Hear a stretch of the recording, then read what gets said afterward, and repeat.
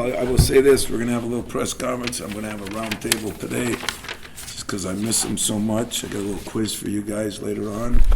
So that'll be kind of fun. And I'll go to work. You guys can go to work. As far as this weekend goes, it was kind of long, but I think it was important and good for our team. I did what I wanted to do. I thought it was a necessity for a lot of reasons to stay on the road.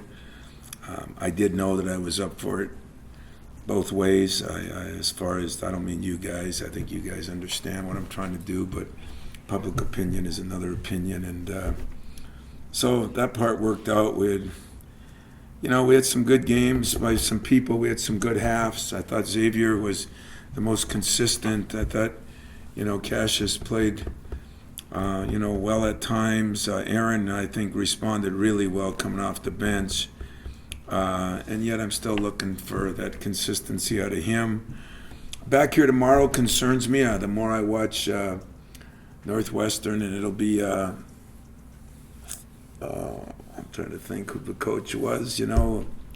Every team is the greatest team in America. I'm not saying that. I think Northwestern is very well coached. I think the Bowie kid adds a lot to that team. He only had 26 against us last time and really hadn't played. And the last two games he played, but he's just kind of working his way back after, I don't know how long, a month off, 3 weeks off. It's been a while. And so now you're looking at film and you're not seeing him in there. And so that's never a good feeling. Plus, anytime you have a home game against a team you've beaten and has struggled a little bit, it's a trap game. So I'm concerned about that. They're a dangerous team. They played Illinois to the buzzer. They played Maryland to the kind of the buzzer. They lost a tough game last week in Ohio State. We won the first game by 5, but they've gotten stronger and better since that game. I think we've gotten better. I think we had a better lead than that, but we didn't take care of it at the end. Kopp is averaging 14 points a game in league play and is one of the better young forwards in our league. He's got size. He's got shooting ability. And Bowie has, like I said, scored 26, missed some games. I don't know how many, but has come back and played okay. Hasn't shot it as well as 2 games back. I already know the kid can shoot, but he does a bit of everything. He's averaging 12 points, 4 rebounds, 4 assists. He does a lot of things. So in general, we're in a better place. I think we're making some progress. Yeah, we lost the game to Indiana. I thought we played a pretty good 25 minutes, just not a good 40 minutes. And in this league, you don't get to play 25 minutes. You don't even get to play 30 minutes. So improvements needed. The league is still all bottled up. I'm going to talk to you at the round table a little bit about the scheduling and all the things that have happened and where teams are. And it's amazing right now how many teams, even look at our women, and it's just amazing. I don't know if it's an epidemic around the country, but seems to be a lot of teams 4-5, 5-4, and I hope it doesn't get like the NFL where somewhat mediocrity is the norm, and I say mediocrity meaning everybody on an equal basis. Questions? You kind of hinted a little bit at just how tough this stretch was. With the short turnaround coming back and the short week last week, how much is this maybe the tougher part of the schedule? Yeah, I think it is, You figure we played Thursday, Sunday, now we play Wednesday, Saturday, Tuesday. And 1, 2, 3, 4 of those are on the road. 4 of the 6 will be, 1, 2, 3, 4. 4 out of 5 are on the road. And, it is tough. And you see a team like Wisconsin last night led the whole game, led by 12 late, and found a way to lose, but they're playing better, they're shooting better. They had a home game where they made 18 threes. Northwestern has played really well against these teams. Then we got Illinois in there. So yeah, this stretch is tough, and it's one of the problems with the schedule, the way it is and was. But it's It's what we're dealt with, and everybody else has dealt with a different thing in a different way. So the quick turnarounds is what worries me the most. It's a 2-day, a 2-day, a 3-day, and you got to take a day off, and you got to satisfy everybody, and yet they keep throwing games at us on a regular basis, and that makes it more difficult, especially for a young and inexperienced team. At the same time, we need some practice time. That sounds stupid at this time of year, but Cassius still isn't the guy that I know, and I think some of it is he needs to have better practices and get in even better shape, and it's hard to do that. So, it's one of the obstacles we're trying to tackle, and yet everybody's got obstacles at this kind of year, especially in a conference like this. Do you expect to use the same lineup that you did in Minnesota, and specifically with Malik, I guess either way? What did you think he gave you, or what do you hope that he can give you in this spot? I'm not sure on the lineup, and I'm kind of not saying that to surprise. Everybody's going to play probably the same amount of minutes, no matter what we do. But I like the way Aaron responded. I also like the way Rocket talked to me after the game and what he thinks is right and not right. I was really impressed with him. I think he thinks Aaron should start, so maybe he should coach the team. But just the way he handled it, that was really good. As far as the Marcus thing, it's an ongoing dilemma because it's the one spot we have that is, I won't say it's the weakest spot, I'll say it's the most inexperienced spot. Not one guy that we're bringing in there has played any minutes. I don't know, Thomas played 6 games last year for so many games. Marcus played 3 a game for 24 games. The other 2 freshmen haven't played at all. So that is a revolving door. We even, for a couple minutes in that game at Minnesota, actually went to a smaller lineup. There's teams doing that right now. Maryland is going tiny. Iowa is going smaller at times. So I still have some options, but it's not like anybody's getting demoted or promoted. It might look like that. I'm a little worried about Marcus starting games out. He seems to, the nervous energy is seen to make him tired faster, and that makes some sense. And Gabe even talks about that with himself, that he gets so wired that he's burning out, kind of. So that was one of the reasons that we looked at Marcus. The other reason is, give him a chance to play against somebody else that maybe they haven't prepared for him. So I could start 4 guys there. That's going to bother some people. It doesn't bother me because I'm going to play 4 guys there. Disappointed that maybe somebody hasn't risen up, but I understand it too. And so, I'm not going to keep Henny out of the lineup forever. That was not the reason for it. It was not a, here, take your dunce hat and go sit in the corner. It was Aaron, how can we help you? You think if you watch 4 minutes from the bench, you'll understand. You think this and that. And so, the one thing I don't do to a fault is my guys know where they are. They know where they are. They know if, that there's nothing that I go in there in the locker room and say, hey, I'm changing the lineup. It's done beforehand. It's talked about beforehand. We'll talk today. Yesterday we didn't practice, which kind of bothers me. But I had to do, sometimes, there's a few times in my life I listen to my players.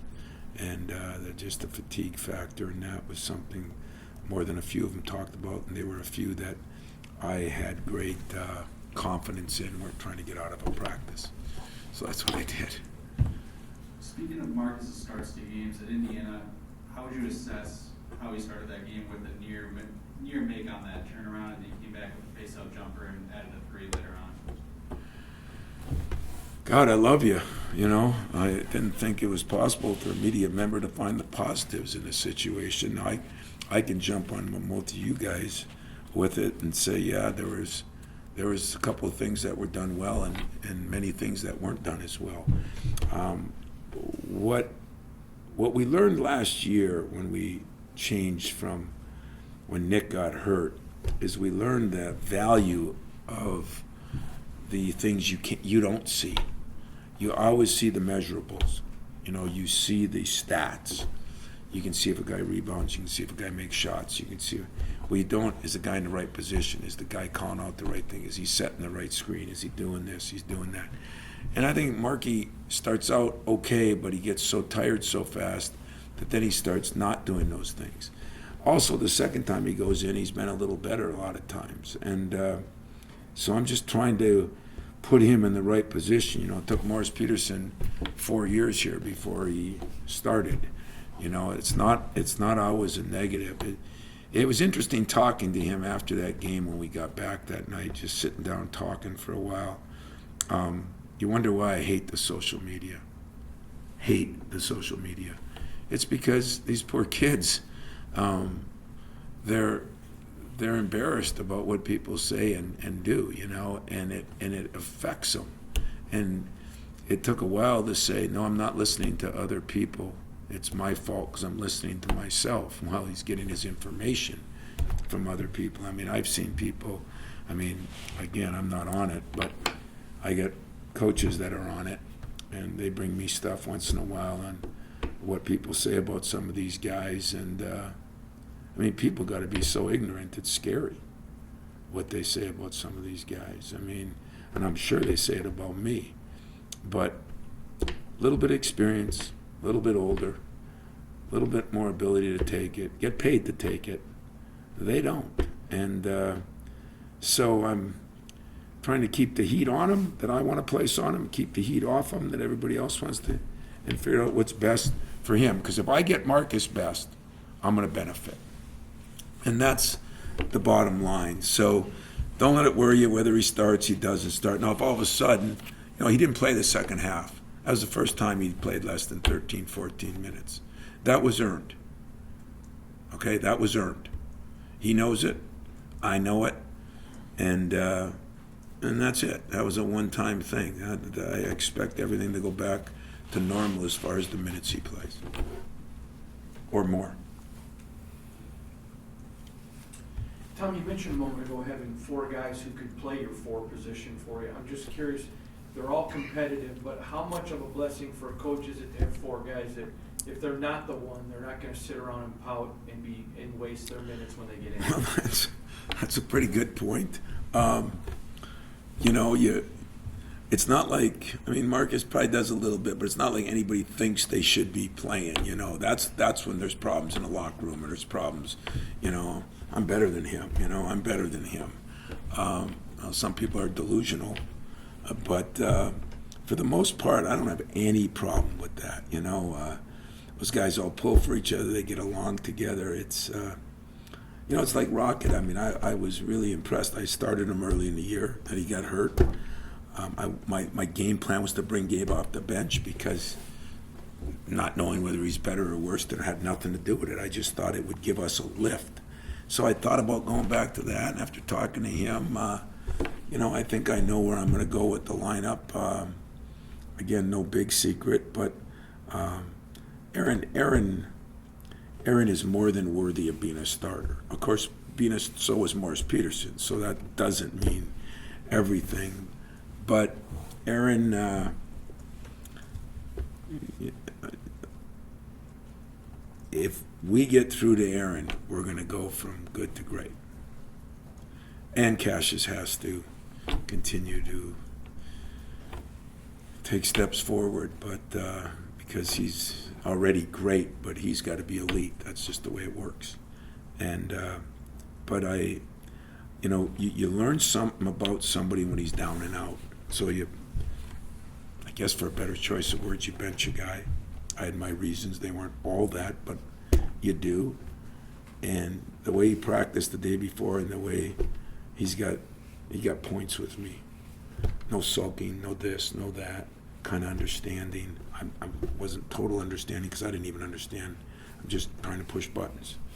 And so I loved the way he responded. He's got to take care of the ball better. For a guy like that to average 4 or 5 turnovers a game in the last 2-3 games is ridiculous because he doesn't have his hands on the ball that much. but we're also trying to get him to do a little more, and so maybe he's changing a little bit. I think you're right about the 4. There's no problems. The problem is that I tell him somebody has got to step up and surpass, the 3 guys next to you. So there is more of this has been earned, and then everybody will feel comfortable. But I guess it is a blessing that I got 4 of them there. I play some at the 5.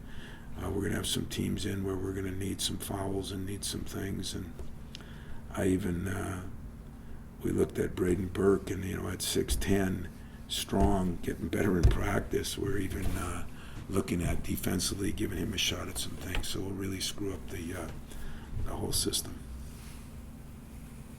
When Cassius and Foster are in the lineup together sometimes, ideally, what do you want to see from your offense Well, when they're in there? what they do, it gives me another knockdown shooter. And my staff is encouraging me to play them both together a little bit more than I have.